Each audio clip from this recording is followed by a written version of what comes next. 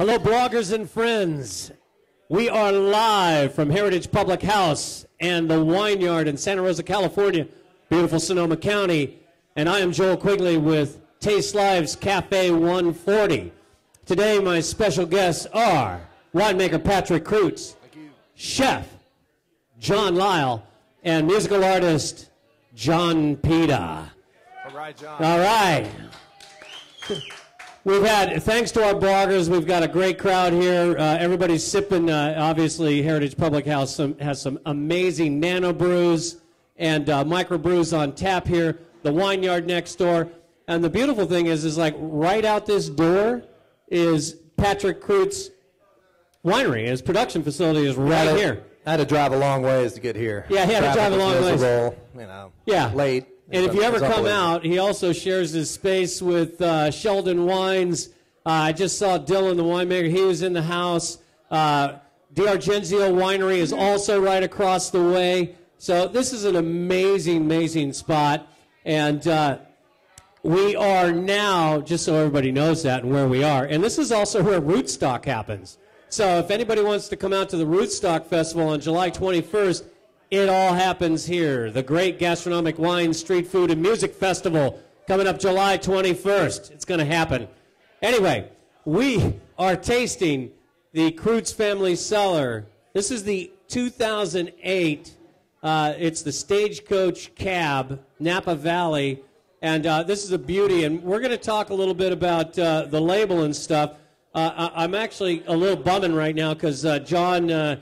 we talked about doing a few pairings today, but we didn't do the lamb chops. So we're going to have to imagine ourselves today. But let's talk a little bit about Stagecoach, Patrick, and the 08 vintage and what you did with this cab. If you're not familiar with Stagecoach Vineyard, it's about 1,600 feet elevation on average down in the southeast side of Napa Valley. Atlas Peak, AVA, as well as part of it, because it's a huge vineyard, it's about 800 acres.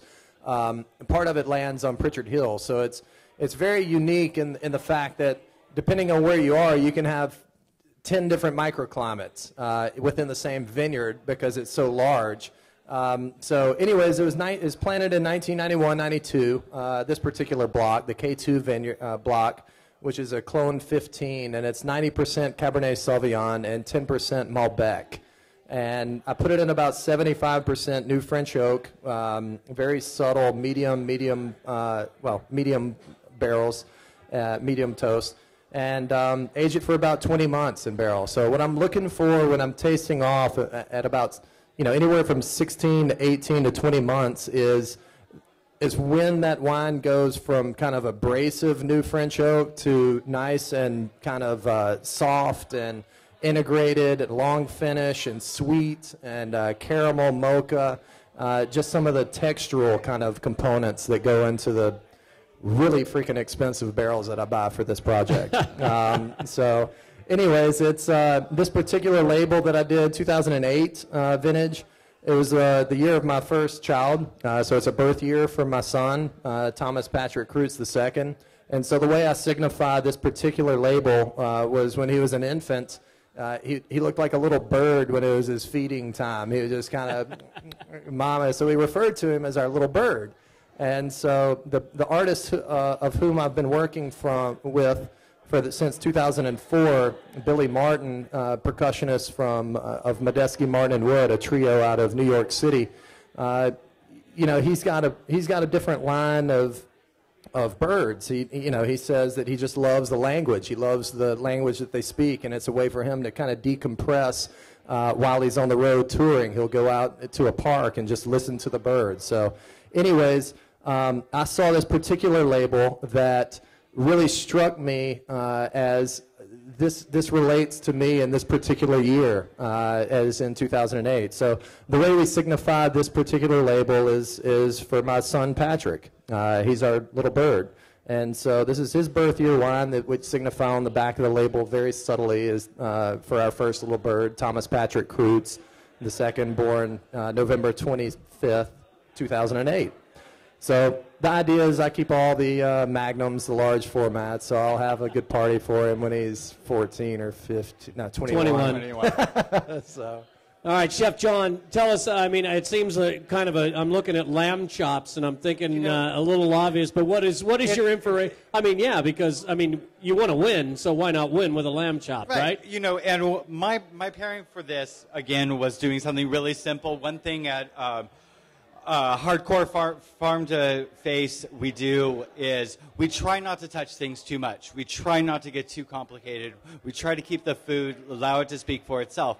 So by taking a small amount of the herbes de Provence, marinating it on the lamb chops, and then just grilling them off. It's really as simple as that. Great food is simple food the vast majority of the time. It really is. And this, man, this wine can stand up all by itself. You know, you could even pair it with something much, much darker. The scents in it, I kind of wanted to see it go with like a mole or something. I mean, mole. I was thinking that. It really could stand up against that, and it's rare when a wine has legs like that. Yeah, you mentioned the herbes de Provence, and my expression of Cabernet Sauvignon, it's my intent to not make the biggest, inkiest, jammiest Cabernet Sauvignon. It's my goal to actually touch on the herbal side and to touch on the floral side with accompanied, the darker fruits and then the oak and everything. But, the best Cabernet Sauvignons that I've ever had have that herbal, have that floral component. They're kind of earthy and they're spicy and then they're jammy. And so, to be able to accompany or to capture that whole picture of Cabernet Sauvignon, that's Cabernet Sauvignon, and that's where I feel that some New World Cabernets, they're just kind of missing that component. And it really does have that herbaceous, and the lavender inside the de Provence picks up on that. Oh yeah, really, really well. That's part of the 10% Malbec that's in there too. It's a really kind of a mountain sage lavender kind of component that it brings to that mid palate. All right, we got Katie, of course, who's a big fan of. She's a great Northwesterner, and she has a little beef with some of these gigantic big California cabs.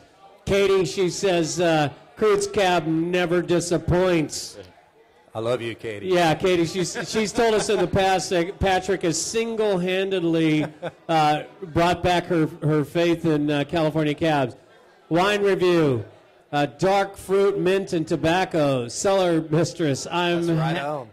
I'm having... What's that? Peppered steak.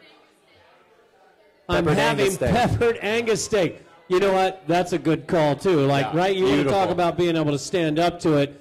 I know I saw Sonadora. She set up, she sent up a note, what they call her their little daughter, but I didn't, I think that's gone down now. So, Wee Beastie. Whoa. Oh, Wee Beastie, maybe that's I said girl, as a boy. What I mean, it's a girl. Wee Beastie. Wow, that sounds like our daughter Darby, little beast. All right, so a little bit about this. I mean, this kind of goes full circle. This label with this with the Stagecoach cab and the art by Billy Martin, the drummer for Badesky, Martin and Wood, really percussionist. This whole music connection also then feeds right back into the whole house band. It is. Story. I mean, there's a music motif behind the projects that I've been doing since I've been making wine. And the last wine that we had, the Pinot Noir, is kind of my flagship label, which I share with my Chardonnay, Pinot Noir, Syrah, and my Malbec, 100%. And so that's kind of my, it's a magnolia flower for the state of Mississippi in which I was born and raised. And this is a project where I get to have a little bit of fun and choose a particular piece of art that's from an artist in absolutely every sense of the word, and personally relate to that particular piece that I choose, from that vintage. So this year was a perfect year, and it's going to be kind of a play-along for 2010. I'll have 2 Redbirds. That was when my daughter was born. So 2010, we're going to bottle this July, actually. So It'll be the first kind of play-along series label that we're doing. Well, there's another one. Thanks, Dan God1. He says this 08 is the bomb.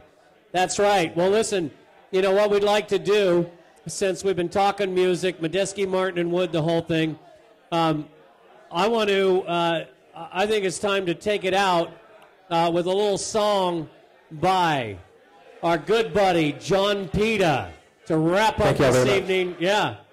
He's going to sing a little song off of his Color My World CD, and this track is called Lovin'. Bring it, John. Thanks, John.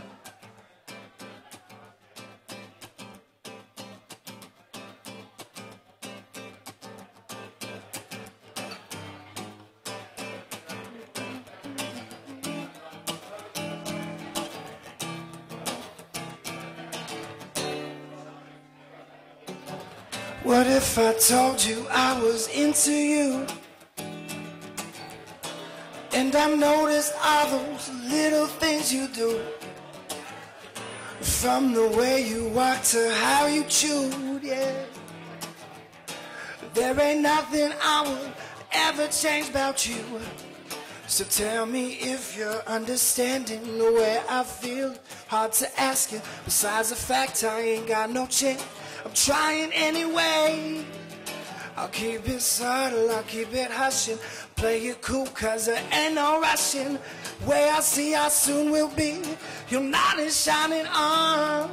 And I don't want nobody else's loving, and I'll keep on wondering, maybe you might feel the same. And you know that I want you, I know that I need you. And please, please stop acting like there ain't no way to get to you.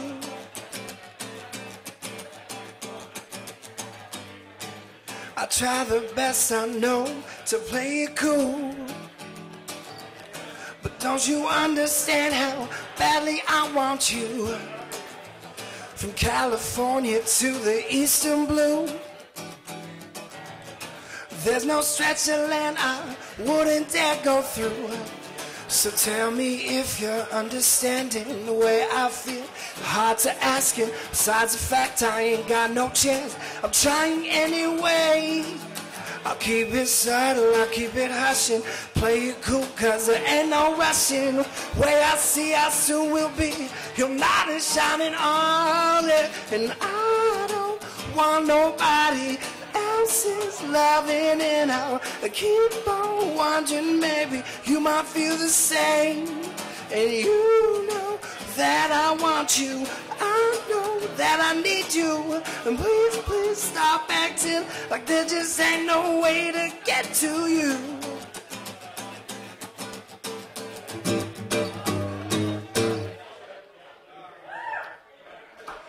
Thank you. Thanks.